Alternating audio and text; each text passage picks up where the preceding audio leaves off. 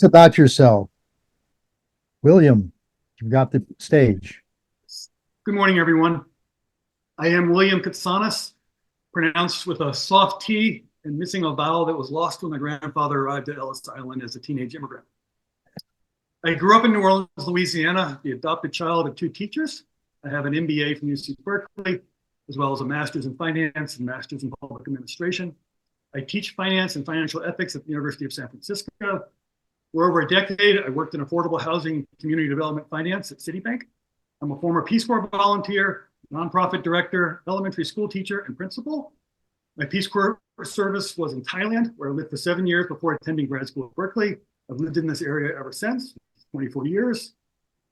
I have a now young adult son who I, as a single gay dad, adopted when he was an infant, and I was a volunteer at an orphanage in time for babies orphaned by HIV/AIDS.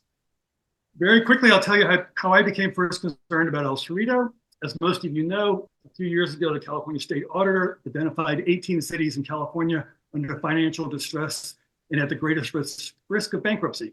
Out of nearly 500 cities, El Cerrito ranked 7th from the bottom in financial health. In my work, I crunched numbers and analyzed the finances of cities and counties who were clients of Citibank. The bank's objective was to understand the financial risks and make good investment decisions. The cities wanted money for affordable housing projects. Out of curiosity, I decided to use my skills to take a look at El Cerrito, not because it was a client, but because it was my home. I wanted to understand why the finances were such a mess. My requests to look at detailed financial reports were repeatedly denied. I was given 3 excuses. First, the data was in a proprietary computer program for which I did not have a license. I offered to buy a license, but was ignored. I was next told the public could not be given detailed financials because they might manipulate the data, which ironically was exactly what I wanted to do in order to understand what was going on. I was then told that no other city would give me the reports I wanted, which I found surprising because I looked at such reports daily. To check, though, I wrote to about 100 cities that made up the greater Bay Area, everywhere from small communities like American Canyon and Crockett to San Francisco and Oakland. I also wrote to the bottom 10 cities on the auditor's report, one of which was El Cerrito. Every single city gave me exactly what I requested except 2, El Cerrito and Fremont. While significant progress has been made with finances, as Lisa pointed out, whether it's financial reports or data from surveys, transparency remains an issue for El Cerrito. Equally important is community engagement and trust, something that's very hard to accomplish without transparency. I suggested that I not use this acronym, but I call myself the financial rat candidate. RAT, responsibility, accountability, and transparency. Thank you very much. To make it fair, and then you'll all get the same question. El Cerrito is meeting their regional housing needs allocation numbers. What is your position on housing in El Cerrito? Thank you. First, I want to thank Lisa. She's done a fantastic job, particularly around housing issues, and so has the entire city of El Cerrito. It is something we should be proud of. I, like Lisa, have a background in affordable housing and housing finance.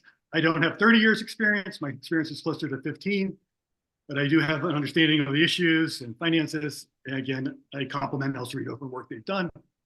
I don't have a lot to add. I think we've done well. I support the projects that are being proposed and being built up. I also support efforts to increase not just affordable housing, but market rate housing. I think it's all part of the housing stock that's important. And I just hope it continues and believe that it will. We're on the right path and doing well. Keep it short. Thank you, William. So everyone likes to be in a house. That's good. El Cerrito has established several reserve funds and struggled to balance the budget this year. What is your perspective on El Cerrito expenditures? William? Thank you.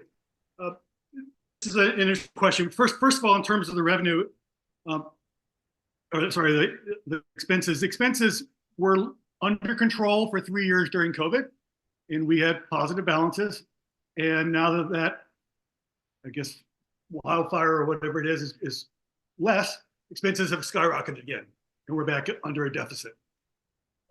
Lisa mentioned the general fund balance, which I found interesting because there have been efforts made to determine exactly what constituted a general fund balance. And I know different definitions, and I've researched it a bit and struggled. What exactly is El Cerrito using as their measurement? A request was made to the city to explain or to provide the balances of all the different funds that go into the general fund. What constitutes it? The response that was received, and I'll read it, said, "The public interest served by not disclosing the record clearly outweighs the public interest by disclosing of the record," which I found fascinating. I don't know enough about it to know what public interest is jeopardized by disclosing what constitutes the general fund, but I'm curious. And one thing I would do, I tend to be pretty trusting, so I would go back to the city management and ask, why is this something that can't be disclosed? I'd want to know. And that's just, kind of highlights my concern about transparency. But I am concerned about expenses. They have gone up. And I think the pressure is a little bit off because we got out of the woods a bit. But I would like to see some of that pressure put back, because we're going to be right back in the same trouble. We received $6.1 million from the federal government for COVID relief. That's not going to come again. That did help build up reserves, build up the fund balance, but it's not reoccurring. And we're primed to be back in the hole again. Thank you, William. El Cerrito needs to replace several of its aging buildings, including the library, public safety building, community center. What are your thoughts on capital improvements in El Cerrito? I absolutely agree with the need. I think that those capital improvements will require going back to the citizens and the residents and asking for approval for bond measures. And I know to do that, you need to instill trust. And El Cerrito is struggling with that. People feel like the process is, whether it's the library or whether it's Measure G, whatever it is, that people have doubts because they don't feel like the process is transparent. They don't feel like there's a communication that's going back and forth. Often when a proposal is on the table, such as the library, which I do not oppose, but when the proposal is on the table, it feels like it's a one-way street where people are being pushed with a marketing agenda. This is our plan. We want to get you on board. It's not a discussion that goes back and forth. It's not an open forum where different ideas are shared, where data is shared, where information is shared, where history is shared.